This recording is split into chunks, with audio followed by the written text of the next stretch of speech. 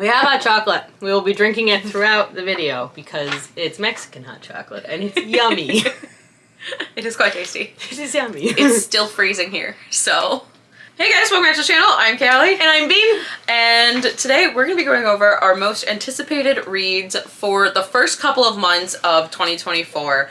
With a new year comes new books, a bunch of new sequels. Yup. I tried to keep my sequels to a minimum. I managed to not put any sequels on my list. Yeah, I couldn't make that happen. Luckily, thrillers generally are not sequel worthy because everyone's dead. Everyone's dead or doesn't want to be dealt with. Basically, they've left. They're out. Or they're done with it. They have left the chat. But we're going to go through all the books that we're really excited about, as well as the months that they come out with. So naturally, I know January is almost over, but we do have a couple books that have come out this month that we're really excited for. Yes. So the first book I wanted to talk about is This Wretched Valley by Jenny Kiefer. This one really honestly caught my eye because it is a thriller that takes place when a couple rock climbers go missing. And honestly, I rock climbed for a while, and going missing while rock climbing is absolutely terrifying because people don't go looking for you right away because you're not supposed to be in communication with anyone. So for a whole team of them to go missing in this general valley, like, that's kind of a terrifying concept. I think it sounds really interesting. Also, I really liked the cover because they made this rock out of skulls. Ooh. So it looks really cool. That's cool. So I am intrigued by this one. This one is already out, I believe, so you can pick it up by now. The one that I have is the obvious choice, and that is the third Crescent City book of House of Flame and Shadow by Sarah J. Maas. A countdown to when this book drops. I'm not sure when this video is going up, but there's a decent chance that book is up now, and I'm reading it on an island because I had to download the Kindle version because I wasn't going to have a physical copy when I left on my vacation. So yeah, it's the third book in the Crescent City universe. I read anything Sarah J. Maas. I just finished my entire SJM reread, which went up to House of Sky and Breath, which is right before Flame and Shadow, and I'm really excited and terrified for this book.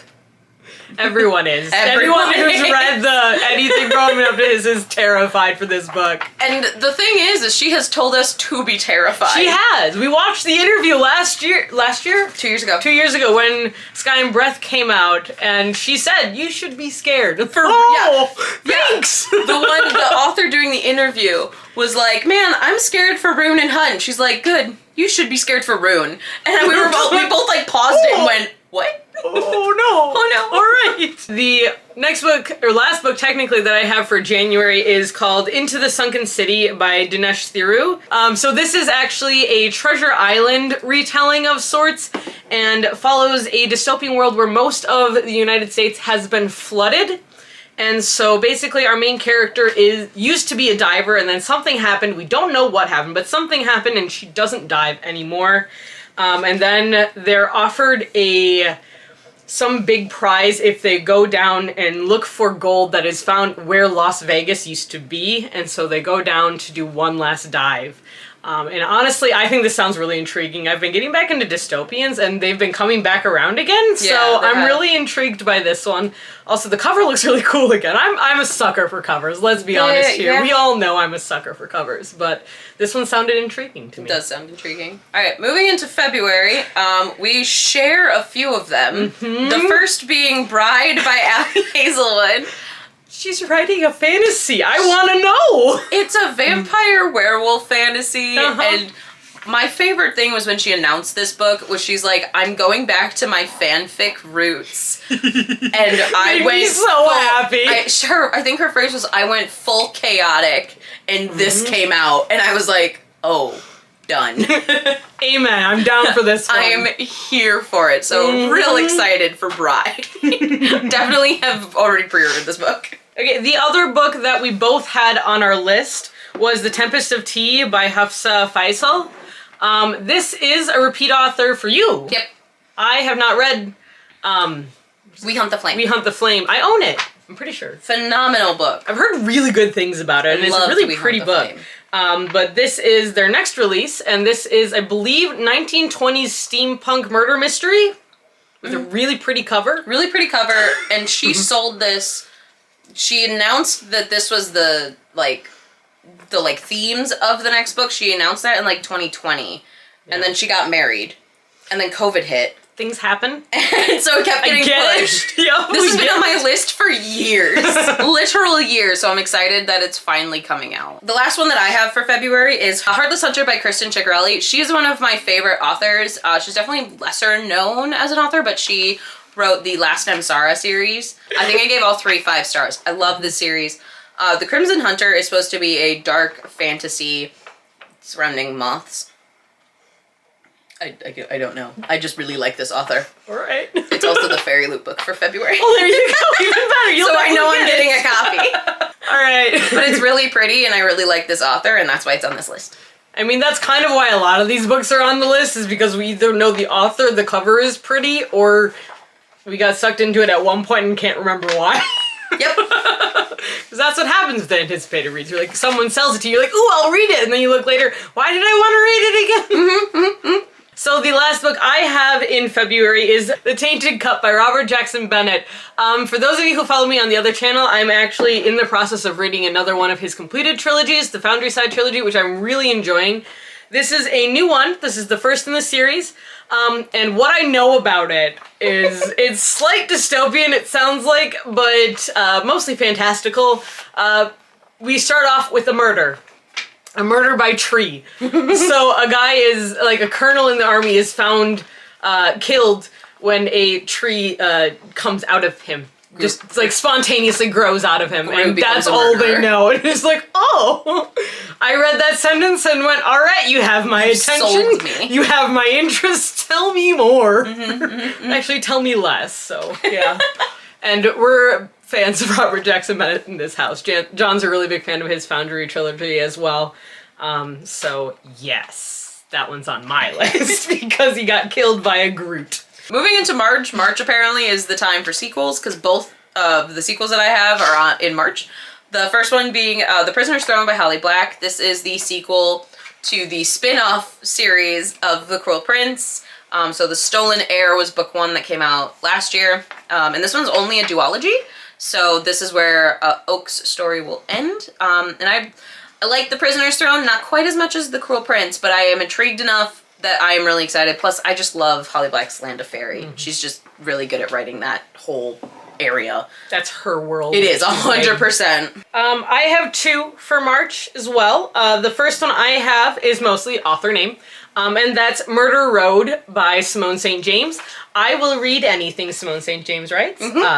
Wonderful murder mysteries, wonderful, like, time traveling almost. Spooky, yeah, very atmospheric. creepy, atmospheric books. Very good. This one takes place, we just read the synopsis. We literally just read these. Because there's like, hey, look, I like this one because it's this author. Oh, I should know what the book's about. This one is about a road where multiple homicides have taken place over several years and there's never any clues until this couple pick up a dying hitchhiker in 1995. And get chased by a random truck. Yeah, and get chased by a truck. So the truck has something to do with it too. But I also can never predict where Simone St. James books are going, which is one of the reasons I absolutely love them.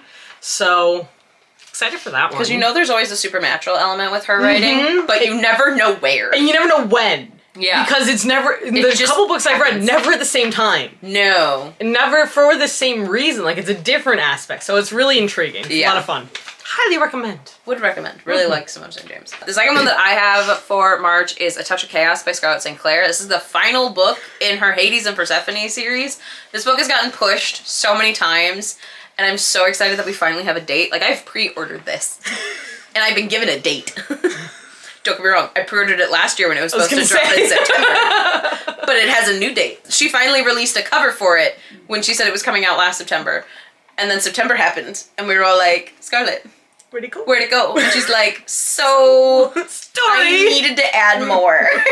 My bad. So finally getting an end to the Hades and Persephone saga, which is a romantic fantasy of the gods in modern day. I really enjoy it. It's a lot of fun, plus the way that she's written this story with half of the series being from Persephone's point of view and half being from Hades has been really intriguing and a really cool way to tell a wider story. And then my last one for March is Kill for Me, Kill for You by Steve Kavanaugh. This book I'm on the fence about. I'm excited because of the premise of the story. It's about 2 people who decide to exchange murders. So basically, one person needs someone killed to make their lives easier and better, and someone else needs another person killed, so they decide to kill the other person's person, I guess. And I don't know that it's spouses or anything like that, but they're also strangers, so they've never met before, so they have no connection whatsoever, and it's all about that. It's very like Strangers on a Train. Very much so. And the interesting thing for me, though, is I have read Steve Kavanaugh before, and I'm not a big fan because he writes police procedural usually, and I don't think this is one, which is why I'm willing to give it a chance. I liked his writing style. I didn't like his character. And that was where I ran into problems. I'm not a big fan of police procedural, though, either. I get really bored with them. So we'll see about this one, but it has been hyped quite a bit. So we'll see. The last month we're going to talk about is April, and I only have one for April, which is King of Sloth by Anna Huang. This is her next book in her Kings of Sin series, which I love Anna Huang's writing. She is also the author of the Twisted series. And this Kings of Sin is a spin-off off of the Twisted series. All very well done. There's one that comes out like every 6 months, and I'm here for it. King of Sloth is a workplace romance with a spoiled pop star as our main male character, and his reluctant PR specialist as the female main character. This one's also reverse Grumpy Sunshine, where he is the golden retriever and she is the grumpy. And she's been in all the other Kings of Sin series as like the girl's friend.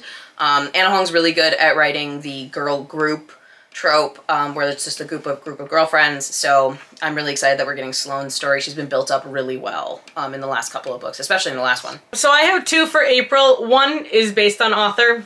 It just is. So we're going to start with that one. And that's Ghost Station by S.A. Barnes. S.A. Barnes wrote Dead Silence, which is a sci-fi horror that made its rounds on Kindle Unlimited, and in that area, in all the horror genres, I did start it, and it was fantastic. I loved the characters. I loved the direction the book was going. But I really loved how they developed all the characters and everything going for that one. So I'm willing to read anything that they write. Also, their covers are strangely like neon-esque and is kind of intriguing to me, not gonna lie. The other book is actually one that I have an arc for, and that's The Dead Cattail Assassins by P. Djèlí Clark. This is a short book. I think it's only like 200 pages, honestly. It's just over 200, I want to say. And it is about undead assassins.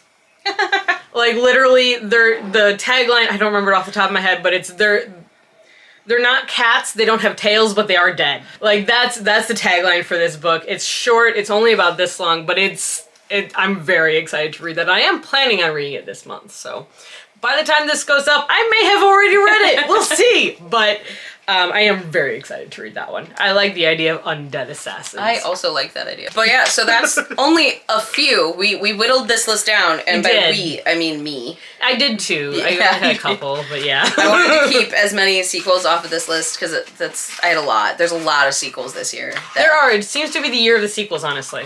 It does, and not even just sequels, just straight up finales. Because Crescent City, Prisoner's Throne is a finale. There's a ton of finales, which I'm really excited for because a lot of these series I've been following for years, and as much as I don't want them to end, I want to know. Like, I need to know the ending. Yeah, and that means that I can read them, so I'll get them and I can just binge it, and then I don't have to reread them when the next one comes out because I'll forget by that time. But that is going to be it for today's video. I'm really excited for a lot of these. Same, very much so. It'll be good. It'll be an interesting reading year, that's for sure. Yes. That's for sure. Definitely. A lot of new goals for this year for reading. But that's going to be it for today. I hope you guys enjoyed the video. If you did, like, comment, subscribe. We really appreciate it when you guys do. You know, it helps us out in the long run. Until next time, stay safe, stay healthy, and keep reading. Bye!